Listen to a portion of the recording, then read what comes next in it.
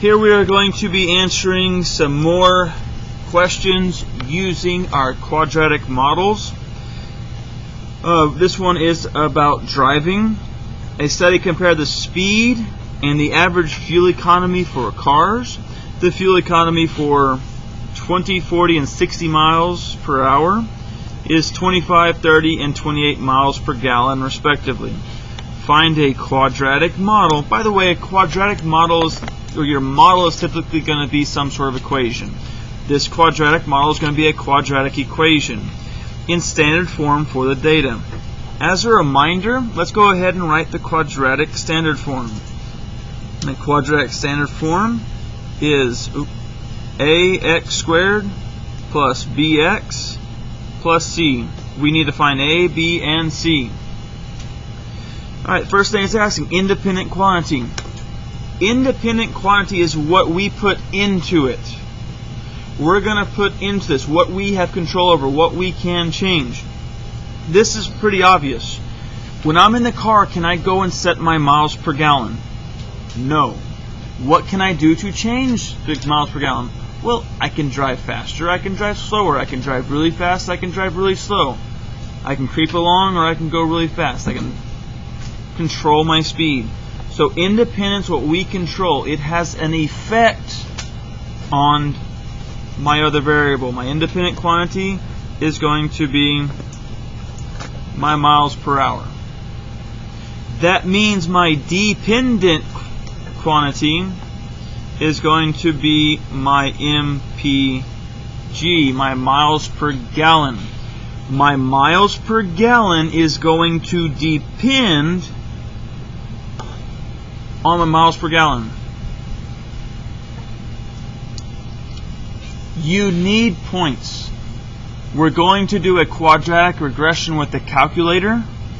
You need at least 3 points. You need at least 3 points. My x value, my independent, because my independent is my x, my dependent is always my y. My independent, my miles per hour are the x's. That is going to be 20, 40, and 60. A lot of times you'll notice these inputs are in easy quantities like 1, 2, 3, 4, 5, 10, 15, 20, something like that, because we have control. We can set those values and look and see what happens. If I'm driving 20 miles an hour, how many miles per gallon do I get? That's 25. If I'm driving 40 miles an hour, I'm getting 30 miles per gallon. If I'm driving 60 miles per hour, I'm going to get 28 miles per gallon. This comes first, then this comes second. X, then Y, always. X, then Y. I have to know X before I can get Y. Use your calculator to find the equation. There are my points. I can use my points. I'm going to put this in L1, and I'm going to put this in L2 in the calculator. So get your calculator. You're going to put these in. I've posted 2 videos on how to do this, and I think it's actually in a 3rd and a 4th video.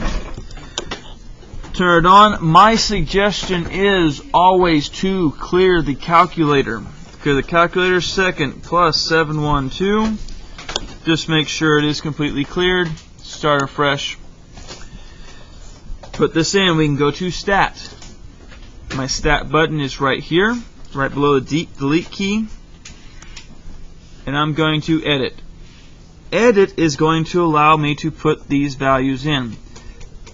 These are L1, these are L2. X's, Y's, X's, Y's. I put in all my L1 values. 20 enter, 40 enter, 60 enter. And then I'm going to go over to my L2s or my Y's. That's 25, 30, and 28. They're all my points. From here on out, the calculator's kind of in charge of giving me my equation. I just have to ask for it.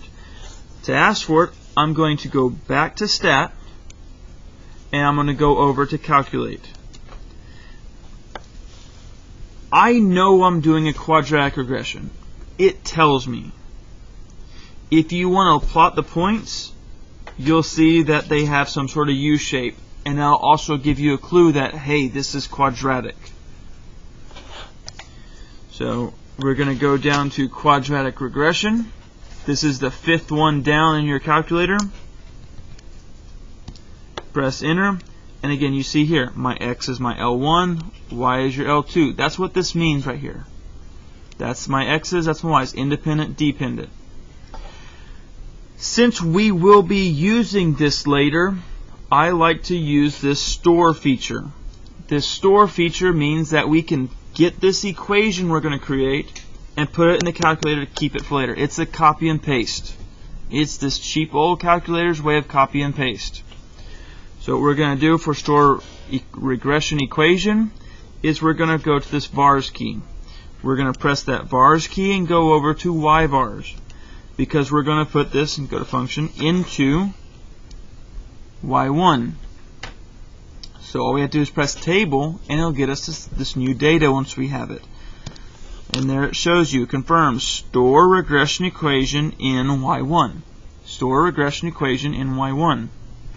And press enter a couple times, and it'll go ahead and calculate it. Let's go ahead and write this down. This is my equation. This is my model here. If you notice, it matches my standard form I just wrote earlier, because it gives us standard form.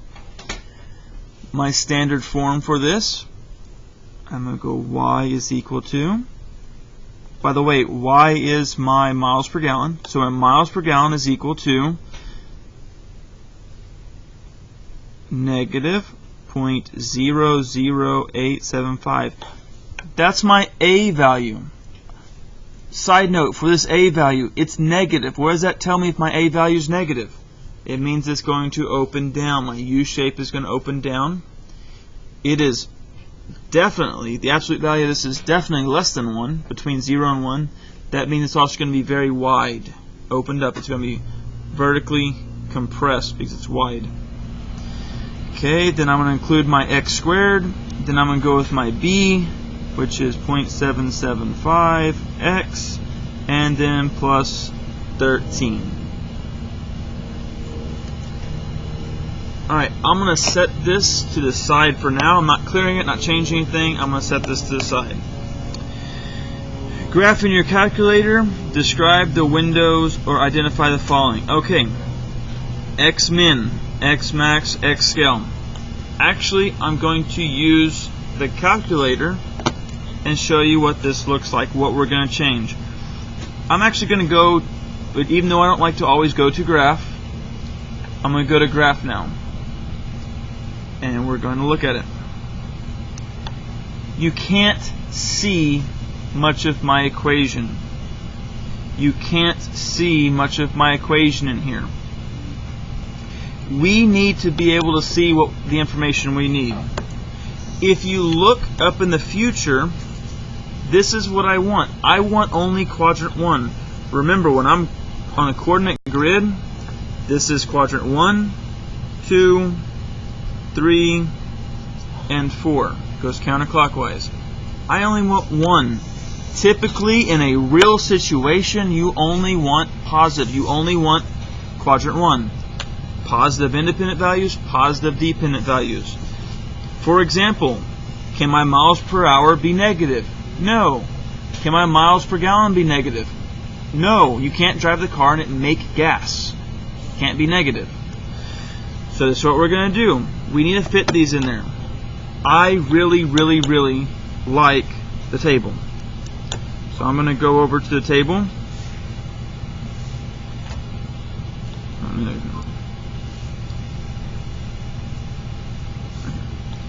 So I'm going to go over to my table, and I am going to look and see about where my maximum is.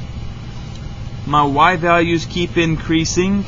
I'm up to 23s, 24s, 25s, 26s, 27, 28, 29, 30, getting a lot slower. Oh, it maxed out somewhere above 30, a little above 30. So I'm just going to call my y max, that's my y here, 30. I'm going to actually go 35. Just give it a little bit extra room. And then I am going to look at my x values. I need to go until it drops off to 0, which I'm hoping I can find. Well, I'm not going to go all the way to 0 because let's just hope we're not going to drive 100 miles an hour. So I'm just going to go to 100 miles an hour. That's my x max. My minimums, because I'm doing quadrant 1, need to be 0 and 0. That keeps everything positive. 0 and 0. So let's go ahead and change my window. So I tap the window key up there. X min is going to go to 0. See how we got rid of the negative 10. And we're just going to take this out for now to 100. I'm not going to mess with the scale yet. I'll show you that in a second. Y min we're going to go to 0. And my Y max I said we're going up to 35. I'm not going to mess with the rest of this. And I'm going to press graph. We now have quadrant 1. And we have a good portion of this. I guess we could have, judging from this, I didn't have to go much further. Let me see, table. Okay, we only need 103. So I'm going to take it to, well, take it to 105. I'm going to change my window to 105.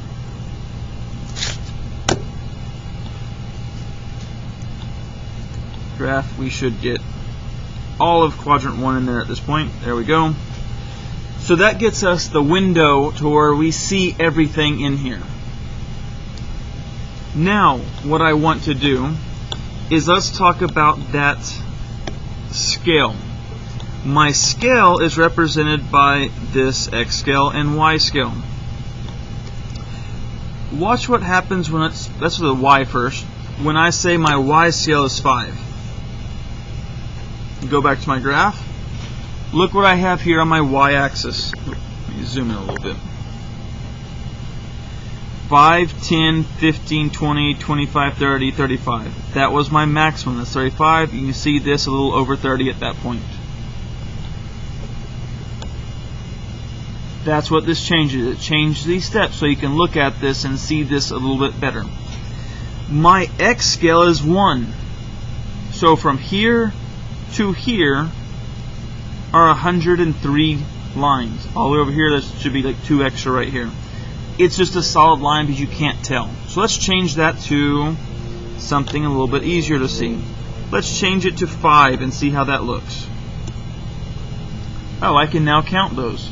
5, 10, 15, 20, 25, 30, 35, 40. Not perfect, but there it is. And you can see here, let's assume that line right there is 100, which means that one is 105, and that's exactly where that line should fall into the x-axis. If I look at my graph down here, I'm only given 1, 2, 3, 4, 5, 6, 7, 8, 9, 10. So I'm going to actually edit this up a little bit, and I'm going to call it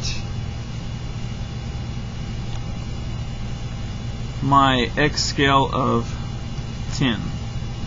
There's actually not a perfect right answer for any of this stuff. You just want to be able to see all of this. Okay, there we go. 10, 20, 30, 40, 50. You can see somewhere in this general area is the vertex. 60, 70, 80, 90, 100, and it goes a little past that. Okay, so my X scale I ended up with 10. My Y scale I ended up at 5. Sketch the graph below. So I went, there's 0 down here, 5, 10, 15, 20, 25, 30, 35, 40, 45, 50. And I did these in tens, 10, 20, 30, 40, 50, 60, 70, 80, 90, 100. Okay, let's graph the points from up here. I have 20, 25. That's my first point. 30, 40. That is that point. And then, I'm sorry, was I back? I did that one backwards. This should be, that one's not real. I'm sorry, I apologize. Let me change the color. Okay, first one's right. It is 2025. The next one is 40, 30. And that's that point right there. The next one is 60, and that's going to be 28. If you want to get more points, you can get those points from my table. There's an interesting feature on the calculator where you can do table set. We're going to start this table at 0 like we start here, and I want all these values. I want 10, 20, 30, 40, 50, 60, 70, 80, 90, and 100 to graph them on here. So I'm going to start at 0, because that's the first one I want, but I want to go every 10. This is just like the step that we talked about here, that scale. I want that 10. And now I'm going to go back to my table. There are all those values. 0, 13. Have I seen this 13 before? Look up here on my standard form equation. That's my y-intercept. In standard form, that's my y-intercept. Okay. 10 is 19.8. That's basically 20. 30 is 28.3. That's going to be right here. We've gotten 40. 40 is 30. 50 is also slightly under 30.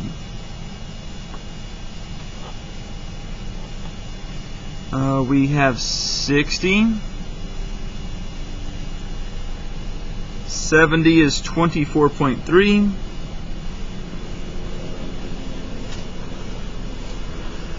24.3, very close up like that. 80 is 19, that's about there. 11, almost 12 for 90. That would go about there. The last one is 3. Oh, I'm sorry, that would be about there. There's my graph. If you want, you could lightly fill that in, and you can see my parabola completely filled in.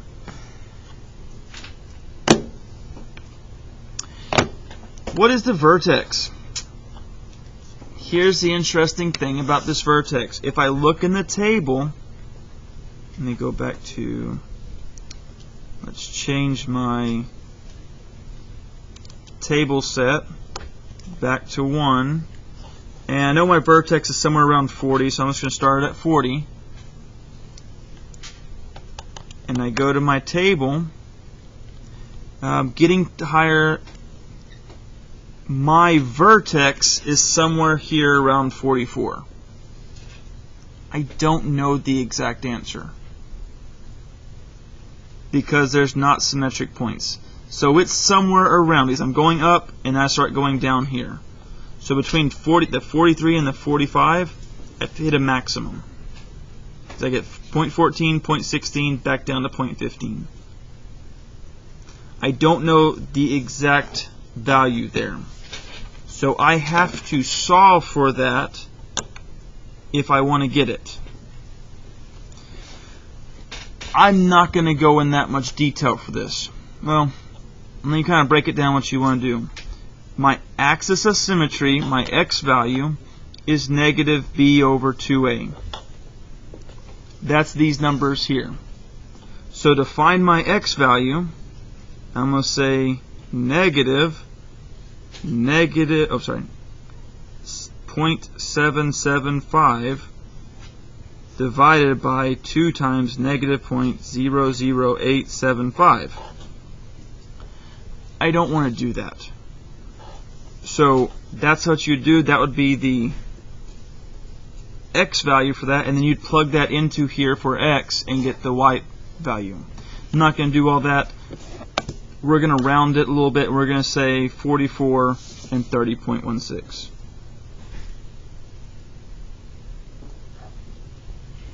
That's going to be it, and that's going to be approximately 44 miles an hour and you'd get 30.16 miles per gallon.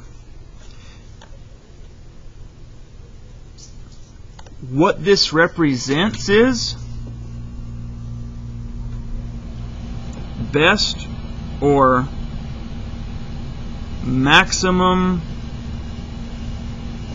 miles per gallon.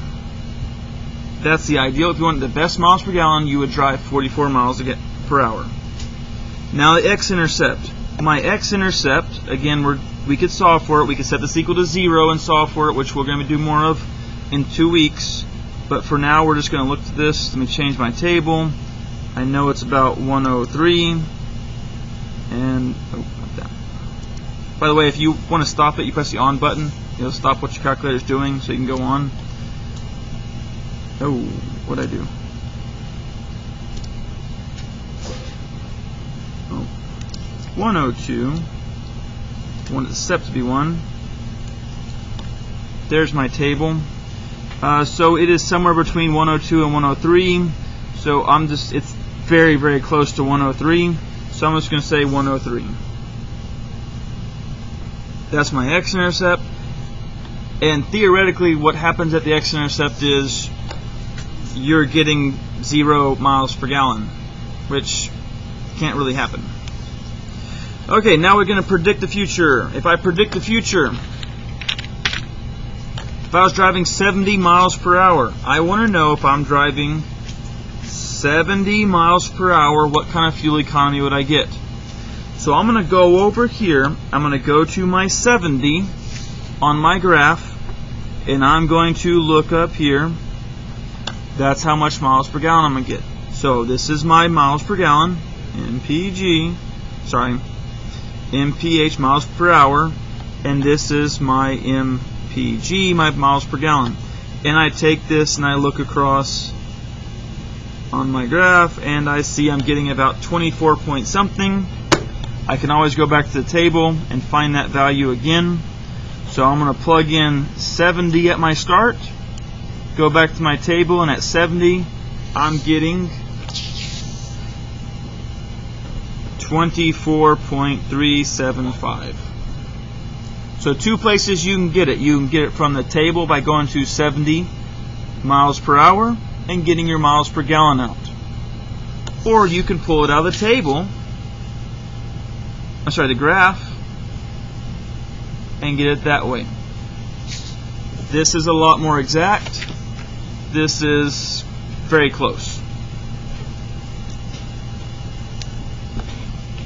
Alright. Next one. Between what 2 speeds you want to keep it above 30? Well, above 30 only happens in this general area right here.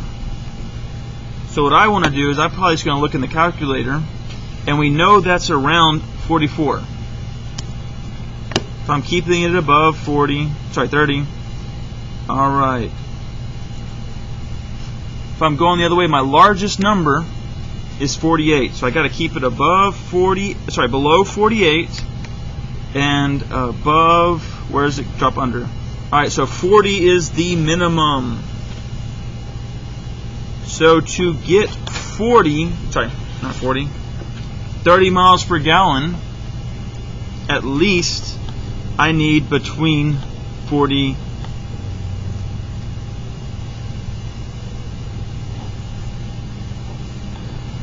and 48 miles per gallon.